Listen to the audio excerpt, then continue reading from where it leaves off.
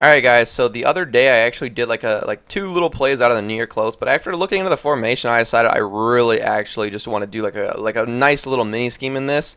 So it's gonna be all one video. The first one is just the halfback dive. I'm doing this in the Eagles playbook. This I think it's a halfback dive, but I think it's halfback inside. I actually showed this play in the other video, so I'm not going to make this too long for this one. Basically, all I do is follow my fullback. I snap the ball, I point the stick in the direction that the fullback is going, and then after I hit the hole, I start sprinting. So this time he runs off to the left. Unfortunately, I get blown up, but I get a tackle drill, and you're almost always guaranteed 2 yards in this play, to be completely honest. Like, you almost always get at least 2 yards. Like right there, we get our 2 yards. So this is like a really, really nice goal line play. Like here's goal line, and you see I'm able to pick up more than 2 yards right there. So this is a good 2-point conversion play too. Of course, you just can't spam it over and over again, else you're going to start run committing, and then you're going to start running into right into a tackle because you're an idiot. So this time I actually reversed the field, but that was just because I ran right at them since they're going to tackle me anyways. I might as well just like barely get where I'm going. And that's all there really is for this play. Like this is like one of the best running plays like in the game. Like it's just one of those like really consistent running plays that really annoys your opponents. And that's really all there is for this. And there's also the fullback dive, which is the audible 2 play. And the fullback dive is pretty much the same concept. It's just not as fast. All you're really doing is just following the running back on that block. So the running back runs up the middle, so that's where we're going. You know, sometimes we're going to cut it to the outside. Whichever way the halfback picks up the block is the way you're going. So if you're going to run the ball, I would come out in the halfback inside play. And then, you know, like if they're like crowding the line or something, or for some reason you feel like audibling out of it, you know, you could audible into that fullback dive, and then, you know, just like that. So like I said, if you're running the ball, don't come out in the audible play. Never come out into an audible play. Pick a play that you can't audible to.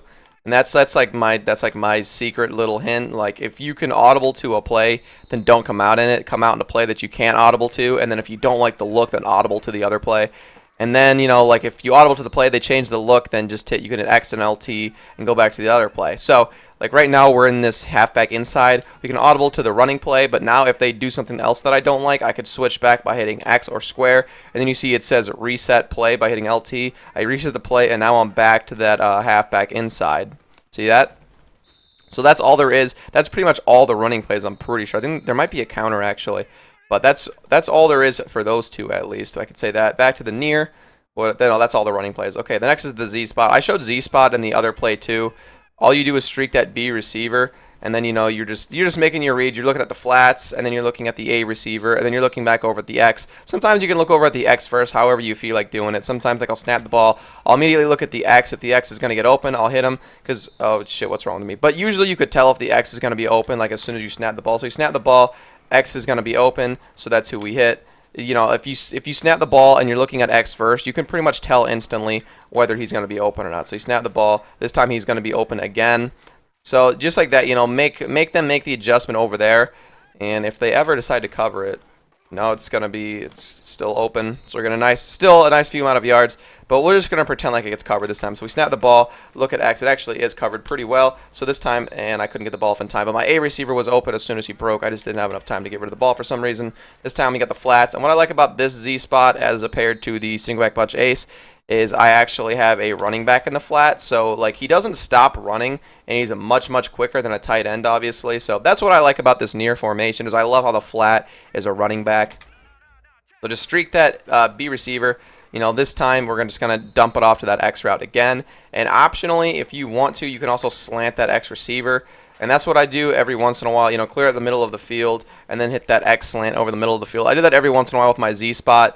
So that's a good thing you could do too, is just keep eating up that left side of the field. Make them adjust to it. Maybe if they see that you're hitting like the left and the right side and not the middle of the field, then they might take that middle user, move him out of the way, or even like man up the middle guy with the X. And you guys should know that slants get open against man coverage. So then, you know, like mix in a slant with that X receiver every once in a while, and you'll be able to really throw your opponents off. You know, run it normally, dump it off to the flats. You know, the flats are wide open. So that's all there really is regarding the Z spot. You know, that's probably like the money go-to play in this formation as far as passing. The next one is probably going to be post drag. I would say post drag is pretty nice. And this is basically mesh. There's no setups needed. All you do is just snap the ball, and you know, you're just pretty much looking at which drag route is going to be open. I keep that RB in a wheel route because, as you can see, like that RB really pulls the zones back quite well. So you snap the ball, and you see that the zones all get pulled back by that RB, and they get pulled back by the post. You got to keep in mind that post is definitely something that you could hit as soon as he breaks. So we're going to snap the ball. Actually, this time we are going to be able to hit the post. No, we're not. I think that was goal line. I wasn't really paying attention, but that's goal line. This isn't a goal line play, really. And if it is, I mean, it decently is, and of course they come out in goal line again. It decently is a goal line play, but you can't be looking to throw to the post route like I am right now. So that I took a sack 2 times in a row, of course, because of that. So we snap the ball. Fucking Carson Wentz. Nice throw. He leads it right into a defender for some reason. But that drag was open as soon as I snapped the ball. This time we're going to pass it to the running back out of the backfield. We hit that wheel route. So all I really do, snap the ball. I pretty much snap the ball, look at the wheel route, look at my B receiver, and then I look back at the 2 drags. So I snap the ball this time. That B receiver is not going to break open. Shit, I should have passed. I should have, what I should have did was high precision pass that. But this, unfortunately, isn't in the Carolina Panthers offensive playbook, so I don't get enough time to run this as much as I want. Really, the only time I get to run like this formation is if I'm playing draft champs, and Ryan Matthews can't catch for dick, just to let you guys know. But really, the only time I get to come out in like this like little scheme right here is if I play draft champs. So my reads aren't as crisp as they are whenever I come out in like my Carolina Panthers offensive playbook videos, and like I'm just beast and I don't make any bad reads. It's just because I don't get to run this as much. But just know that this is a really nice play, and whenever I get to run it consistently, like if I have a playbook in the that literally just bounced right off of Ryan Matthews' hands. It's so obnoxious. But if I have a playbook with this in draft champs, I'm pretty much guaranteed to just drill it every single time and just absolutely kill like whoever I'm playing. Because I could literally just come out in this formation the whole game, really, and just run the same 4 plays in draft champs, and no one's really able to do anything about it because like it's just so deadly, and a lot of people are going to start like blitzing really heavily, and then that's really going to leave these drags open over the middle of the field, these twin drags. So that's pretty much all there really is for this play. You know, this time we hit the post, and I should have pass sled to the right to make him stop moving, but I'm an idiot. And, you know, like I said, not as good at this playbook, or not as good at this formation unless I'm in draft champs and I have this formation, which I don't right now, unfortunately. I actually have the Carolina Panthers offensive playbook in my thing right now. Next would be, like, I guess the PA strong flow. Not really. It's kind of just like the same exact thing as Z-Spot, to be completely honest, but you have a curl right over there. It's pretty much the same exact reads as Z-Spot. It's just kind of like a, I guess it's a different look at least, so it's not like it's a bad idea. You got play action, so you can keep the play action if you want, and that's a good way to mix them up. You know, don't cancel that play action, but no adjustments are really needed for this play. If you want, you could slant that X receiver again. You could put him on that quick out route again, like in the other play. But we're just going to leave him that curl route, like I said. And it's pretty much the same exact play, except I would just keep the play action. God, Ryan Matthews is so bad. I would just keep the play action, though, just to give them a different look.